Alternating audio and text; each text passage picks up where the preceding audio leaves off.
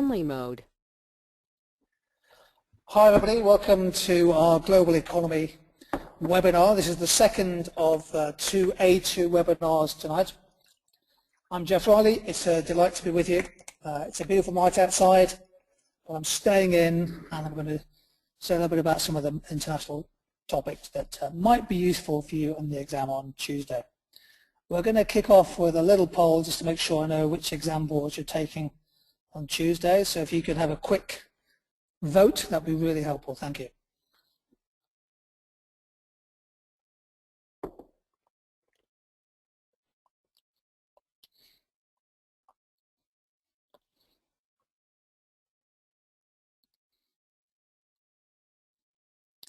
Thank you all for voting so quickly. 91% of you already voted. I'm going to close the poll in a second or two. Okay, so we're just sharing the results with you. 3/4 of you are taking AQA, so I'll try and skew my remarks with a view to the sort of international style questions you can get. And just over 1/4 are taking Excel. That's the Global Economy and Development paper. So hopefully that'll be helpful. Nobody is from OCR, nobody is from Northern Ireland, and particularly nobody is from the Welsh exam board. As we know, it's a very sunny summer night, so the Welsh students will certainly be out there somewhere not revising. We're going to start off by looking at one or two topical issues in trade and development. Before we do that, don't forget that the Econ4 hashtag is one to follow if you're looking for exam tips in the next 48 hours. If you want to follow me on Twitter and ask me any questions after the presentation, you're more than welcome to do so. I'll try and answer as many as I can.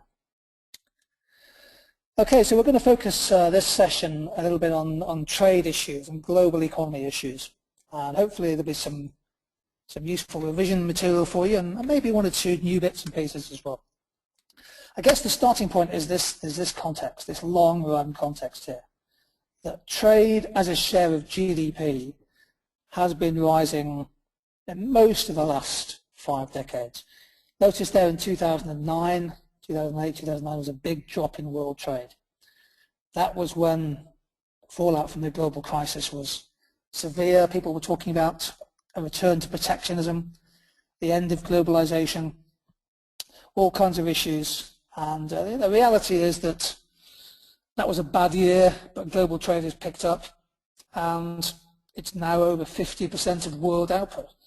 It's significant. So keep that thought in mind, that 1 over 1.5 of the world output of goods and services is traded. One of the reasons for that is because tariff rates have come down. Now, there are likely to be questions about protectionism. There are likely to be questions about tariff and non-tariff trade barriers in the A2 exam. It's a really important topic. It allows students to practice their analysis and evaluation. This chart is taken from the World Trade Organization, the latest data available, and it's the trade-weighted average applied tariff on merchandise trade around the world. I think it's really quite important to note that actually on average in developed advanced nations, tariffs are pretty low. I mean, less than 10%, European Union less than 5%, United States, Canada. Much of the world, tariffs are fairly low. There isn't a great deal further to go in tariff reduction. That's certainly not true, obviously, in parts of South America, large parts of Africa, and parts of Eastern Europe. But on average, tariff rates have been falling. The counterpart to that, of course, is that non-tariff barriers have become more important. And we'll talk a little bit about that later on. The other aspect, I think, is just to think a little bit about which countries are really moving the goalpost on trade. Follow this chart. Follow the bottom there, North America, USA, Canada. Their trade to GDP ratio is actually pretty small. It's just a shade over 25%, and Canada is higher than that. So North America is not, in global terms, the biggest trading nations. I mean, there's a share of their national income, it's pretty small. Follow the lines up, Latin America, Caribbean, then the UK, we're coming up towards 50%. China's share of trade has fallen in recent times, in part because of the slowdown of exports post-crisis. It's about the same as the UK. The world, as we know, is just over 50%. What's really interesting to me is Sub-Saharan Africa and East Asia Pacific. Those are two regions of the world economy whose trade to GDP ratio is significantly higher than the world's. And they are two areas of the world which economists are most interested in for all kinds of different reasons. Well, you've probably been revising trade in the last few weeks. I hope you have. There's a kind of a whole topic area to cover. You're asked to talk about the theories of trade. Many of you have revised comparative advantage theory. You've learnt your tables, your matrix tables, showing two countries producing two products and the gains from trade.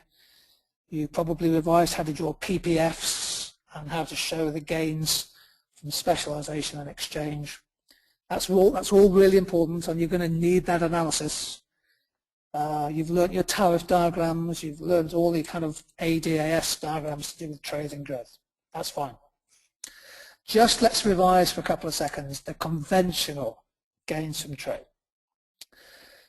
Trade in goods, trade in services, trade in ideas, the international movement of people.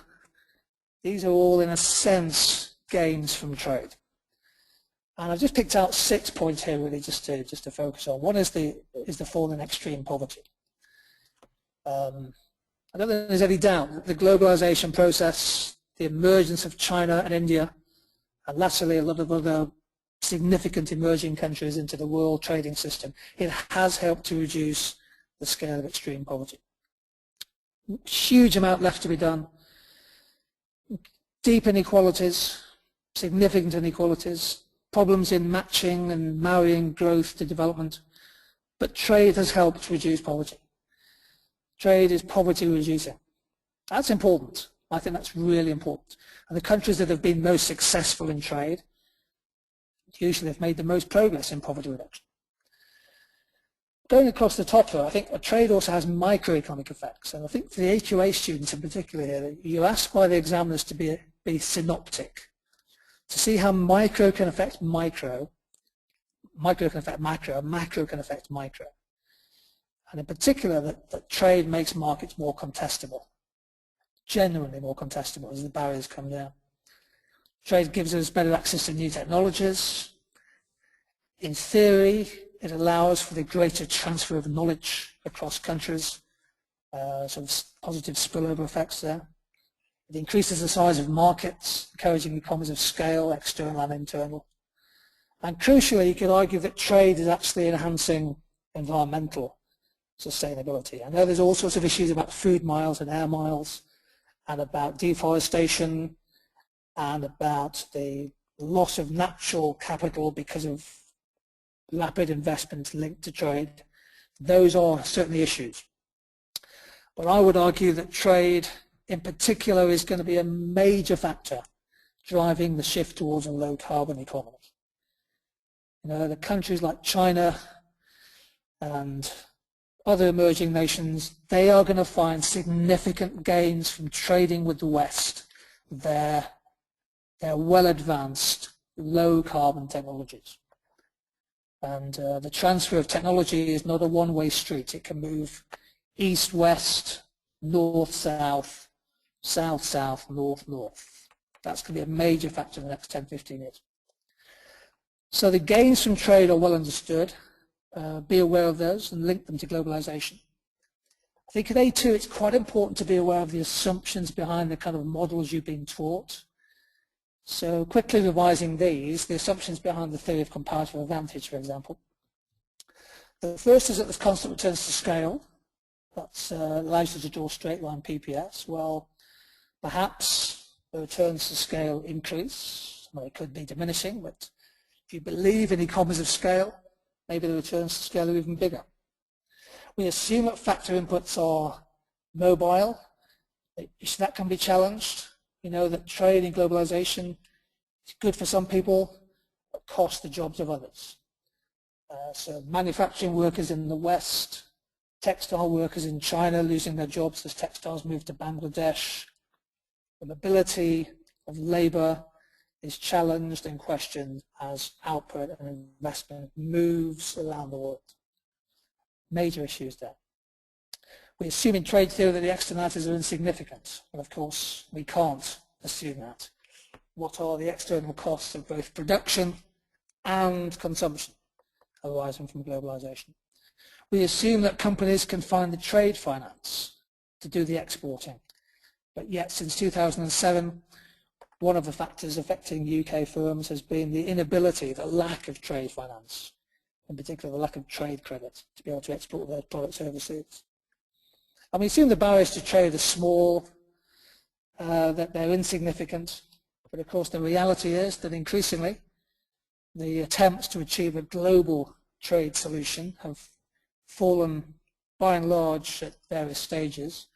What we're seeing emerge now is a huge array of bilateral trade agreements, many of which involve South Korea, for example. Bilateral two-country trade agreements, specifically designed to eliminate some of the trade barriers. And we're also seeing, and this is incredibly important, please stress this, particularly you EdXL guys out there, the emergence of regional trading blocs. Sometimes they're just free trade areas, sometimes they're customs unions, sometimes they morph into single markets. They can then transform deeper integration to a single currency, but they are really significant. I'll give you some examples in a second. Competitive advantage is the idea of the factors that really determine the success of businesses in the world economy. So comparative advantage is essentially about relative cost. Basically, that's the point. Competitive advantage brings into the discussion some of the other factors affecting competitiveness in the world economy. It's a major topic, hugely important topic. Top left, I think, is your starting point. I mean, the standard measure of competitiveness is a nation's relative unit labour costs. Labour costs per unit of output. They, in turn, are affected by the exchange rate. So the value of the dollar against the yuan, or the value of the euro against the pound, affects the relative export prices and import prices of goods and services that are traded. Key point to note here is that many countries are moving towards managed floating exchange rates. In other words, they're kind of using the exchange rate as an instrument of policy, okay, rather than just allowing currencies to float. More countries, of course, have joined the single currency. Innovation, fundamental driver of advantage.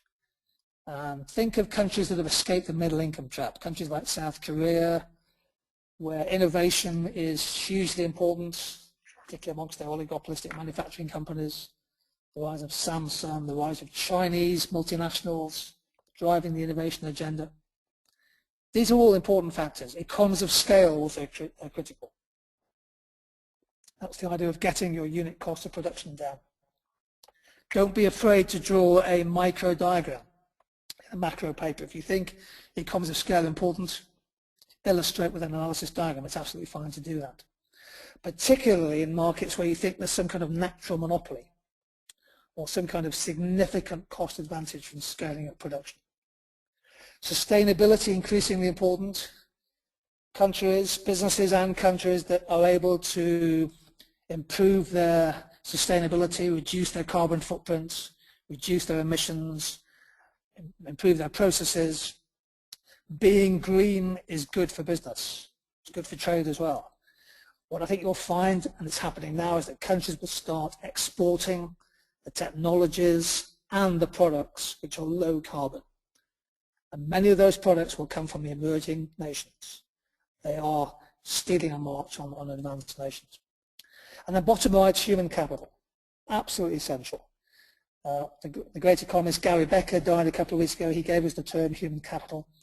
The quality of the labour input, the quality of our science, of our research, of our universities, of our apprentices, of our labour force in general, the productivity of our workers, the ingenuity, all tied up together, measured by human capital. This slide tries to capture competitive advantage, what makes a business aggregated to an economy, what makes it truly competitive in the world economy. Human capital is incredibly important. It's worth, particularly if you're Edexcel students, but if you have a question on growth dynamics, what really determines the trend growth of GDP, bring in the human capital aspect. Please do that. This slide just tries to bring in some of the kind of aspects of that. So the ability of, the willingness and ability of countries to transfer knowledge from sector to sector, from country to country. The importance of our universities, that's Durham, by the way, featured in the picture. Beautiful university. Some of you might be going there. The growth of science parks, the interplay between universities, creative businesses, scientific businesses, etc. The importance of infrastructure. Countries need good infrastructure to make the most of their human assets. And then bottom right, something I just think is incredibly important, particularly for Edexcel students. If you want to understand development, if you want to understand growth, if you want to understand improving trade, think about the creative industries. In technology, in arts, in film, in music, the creative sectors, architecture, design, incredibly important, certainly important for the UK. Human capital, a really key driver of growth and competitiveness in the world economy. Aspects of that are shown in this chart. I mean, this is an interesting one. I'm just taking some data here from the World Bank, showing the percentage of students that are in tertiary education.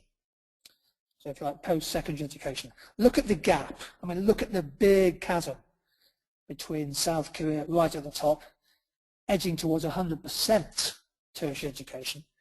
The United States above 80, the Asian tigers rising from 60 2005 to over 70% now. The UK is sort of declining a little bit, perhaps the result of tuition fees, but certainly now below 60%. But look at the gap between that and Brazil, China, the next level to India, and then another level below to sub-Saharan Africa. It's below 10%, let's say 6%, 2011. Tertiary education is a key determinant of some of the factors I've just mentioned in the previous slide. Competitiveness overall is kind of an overall topic. Very important for Edexcel that you understand what competitiveness means and some of the factors that are said to be influential in determining it. This slide takes you through some of them. In terms of where countries are, this is for 2013. Switzerland came top, Singapore came second, Finland third, we came 10th. I suppose you could argue that if Switzerland, Singapore and Finland didn't come 1, 2, 3, then they'd have to change the way they calculated it. I want to say a few things just briefly about some of the changes in development economics that are happening in the subject, because a lot of students at Edexcel, they kind of, how shall I put it, they are happy to revise, and rightly so, the ideas of dead economists, because to do well in Edexcel you have to understand the ideas of dead economists.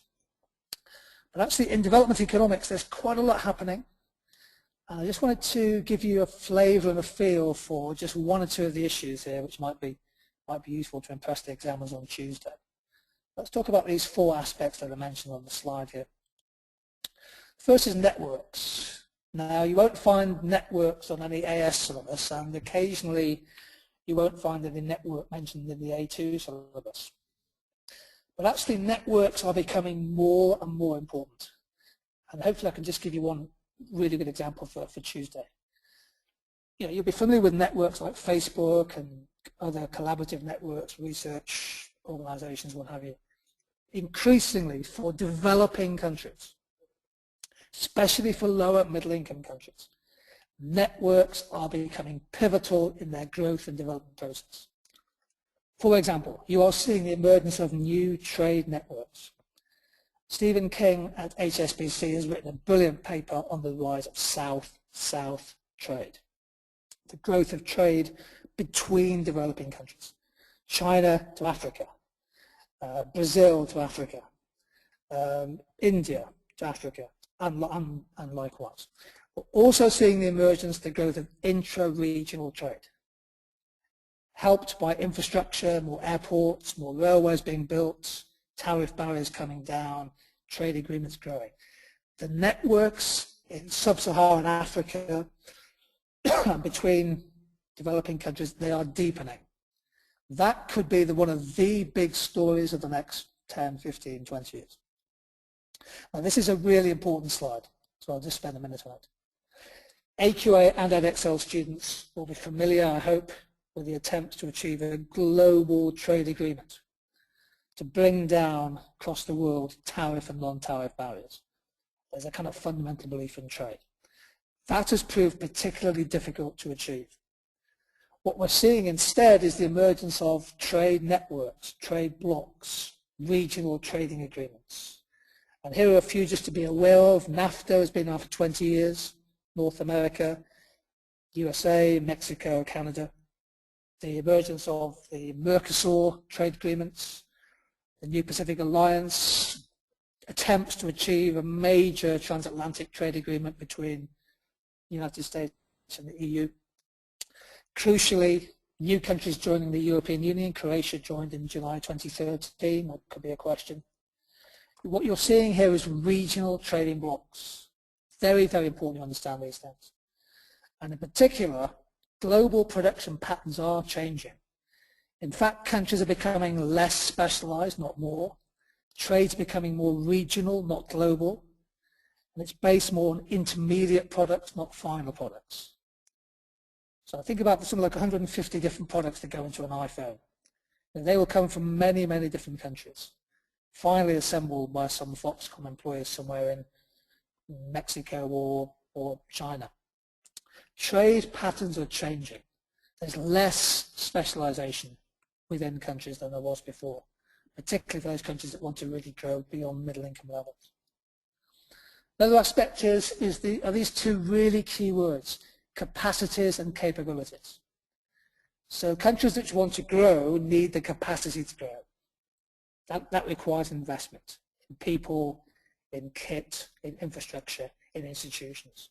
But countries that want to grow sustainably, they need to grow their capabilities. They need to boost their know-how. It's not just enough to have dominance and dependence on one key product. Another aspect is resilience. Now, if there's a word that you could easily use to great effect in your evaluation on Tuesday, it will be the word resilience. Okay? Many, many shocks in the world economy, commodity shocks, exchange rate movements, changes in the world price of housing and stocks and shares and economic cycles. Countries which are more resilient, more adaptable, are better able to weather these shocks. And a lot of countries recognize this now and are trying to build it into their growth strategies. Development economics is also changing in terms of policy.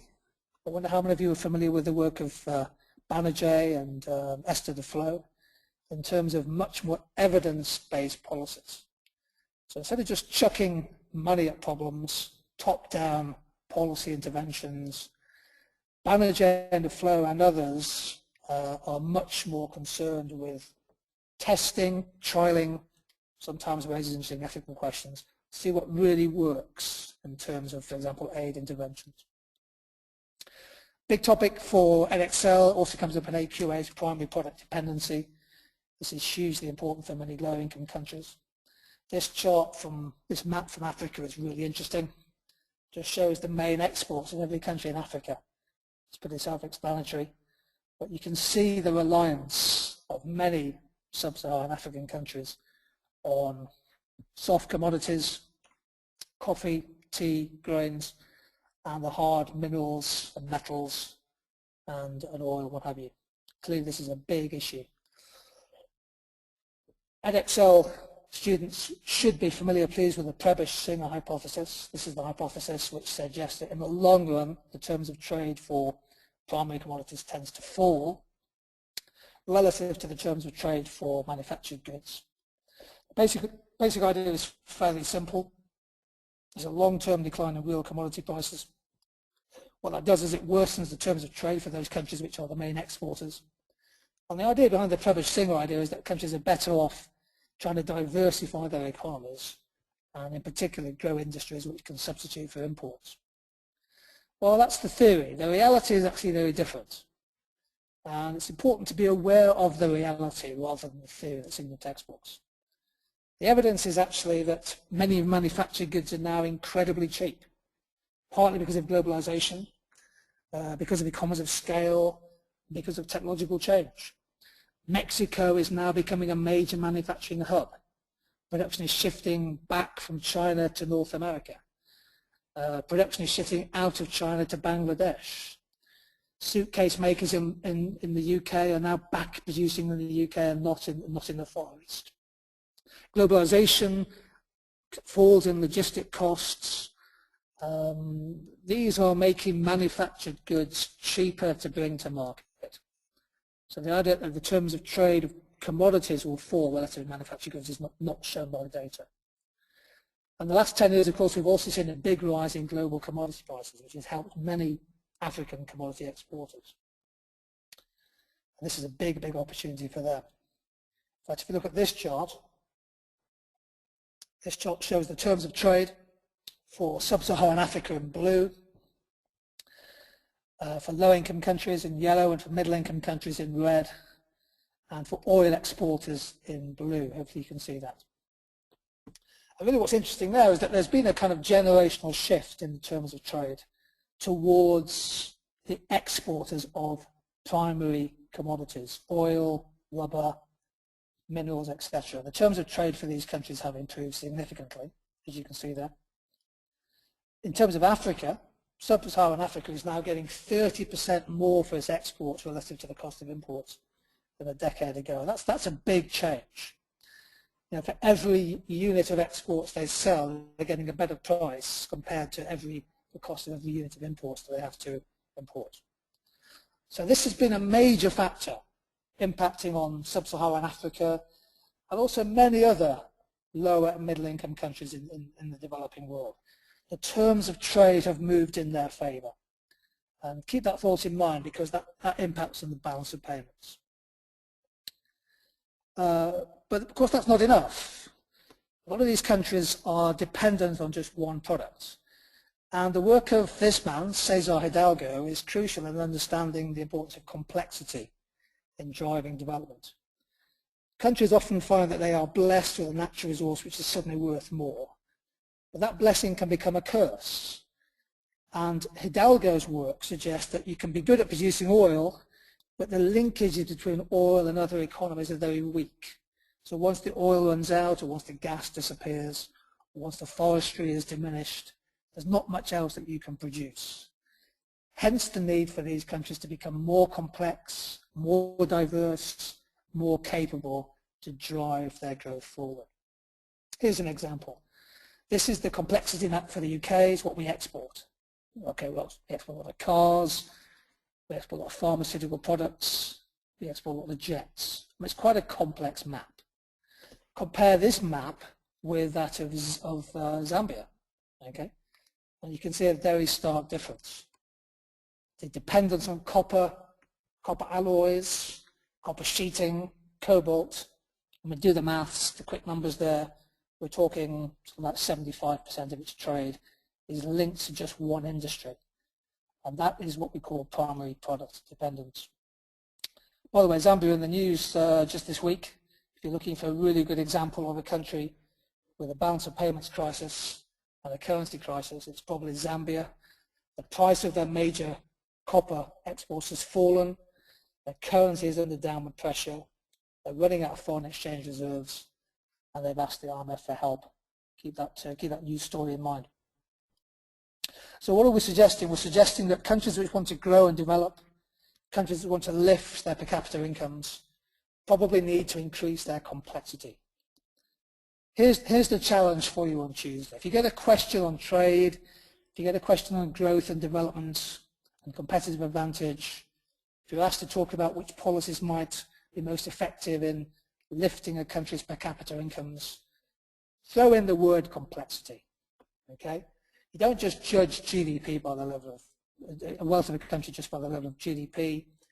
You judge it by its ability to sustain growth, benefit the majority of people from the growth that's achieved. Complexity is really, really important.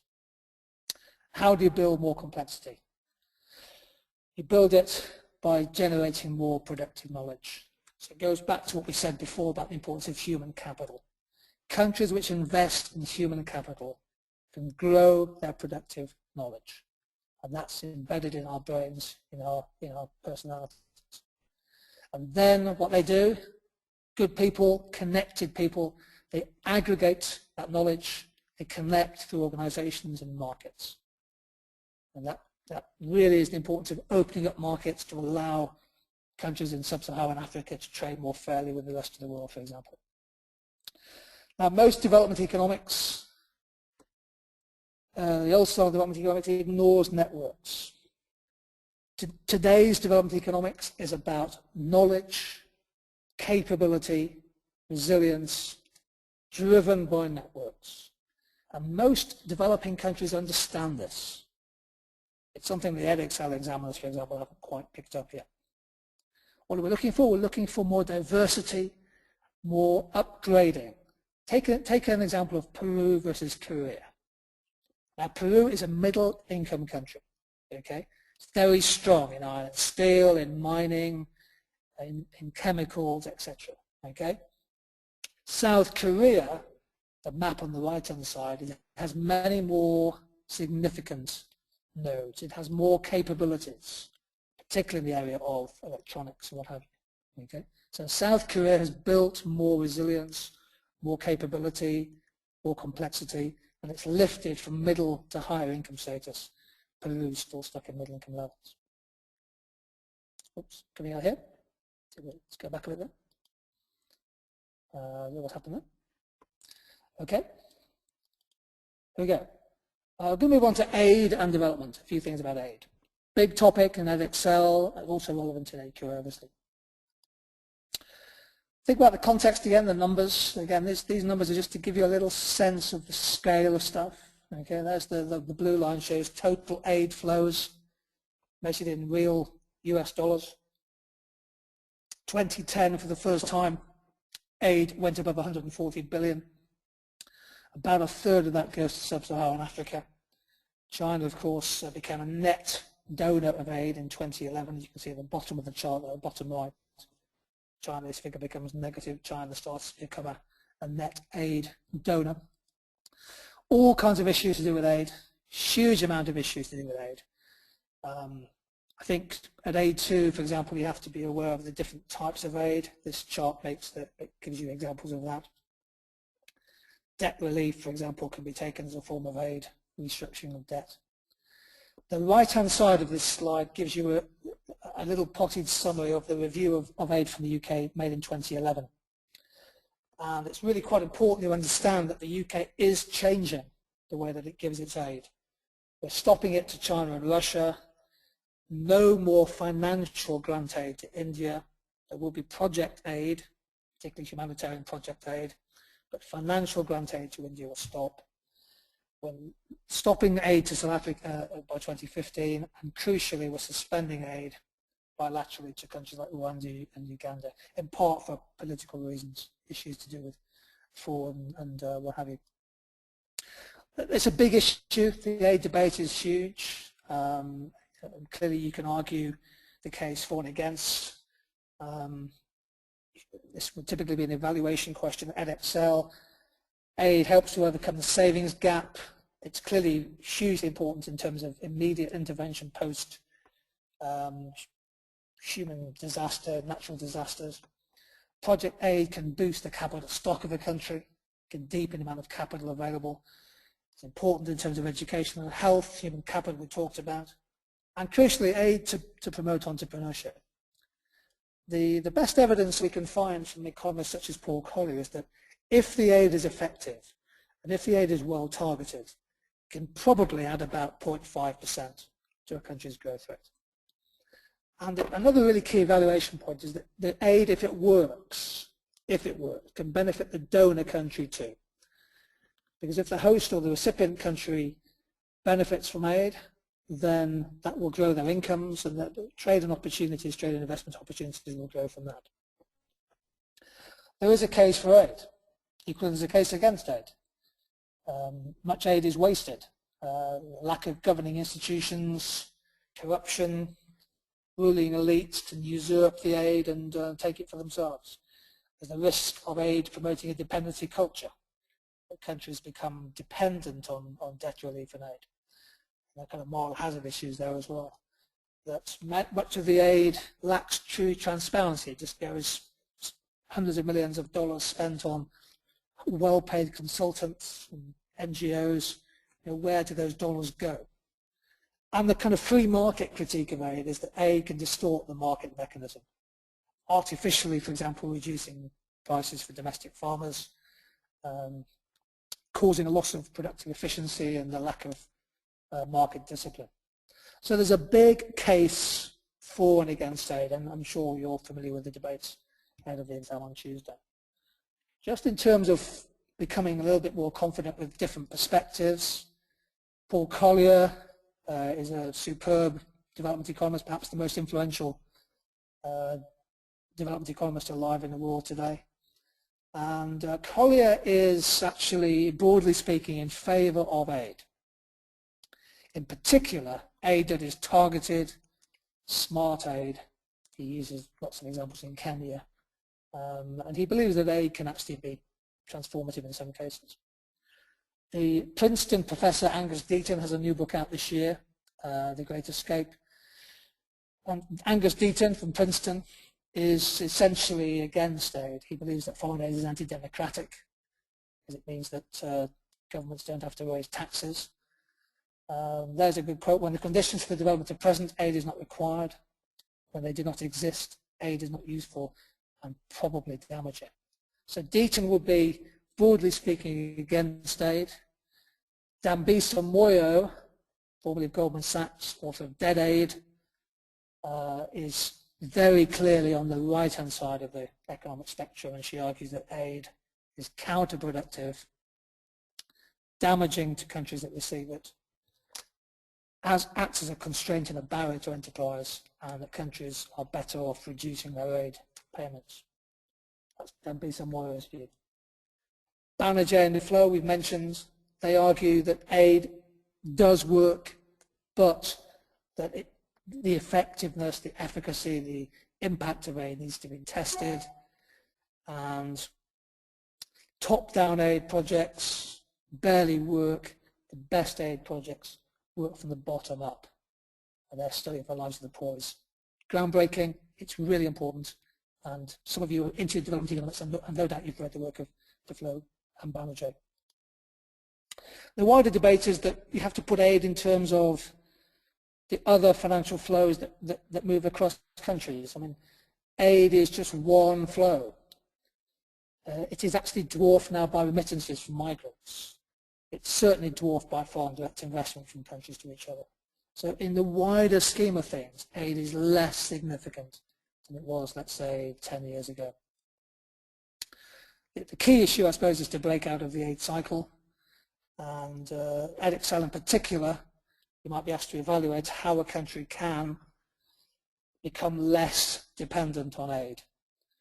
The rise of sovereign wealth funds, for example, the rise of microfinance, such as the Grameen Bank in Bangladesh, better access to the markets of rich nations, remittance flows from people living and working overseas, and measures designed to lift incomes, productivity, and therefore allow people to save more formally to raise domestic savings and overcome the savings gap. I'm going to finish by looking at these economists. I just think this the exam is pretty close. Here are 10 important development economists with key ideas. I often ask my students if they can identify these people. But just very briefly, here are 10 people who have something to say on aid and development, and that might be worth just being aware of them. The top right is, or top left is Cesar Hidalgo. He's the expert on complexity. Esther Duflo, we've come across in this session on poor economics and targeted randomized controlled trials. Dambisa Moyo, we've just come across, a critic of aid.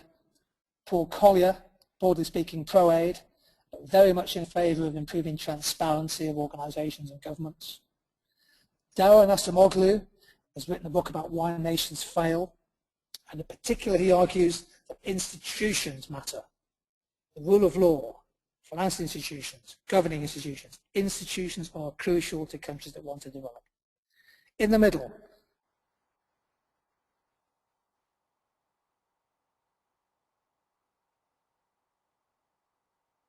winning economist whose work on development and freedom has been so influential. And he has written a new book on India, which is deeply critical of Indian growth and the lack of development. Very interesting on the gap between the growth of Indian GDP and its very poor performance in terms of HDI indicators.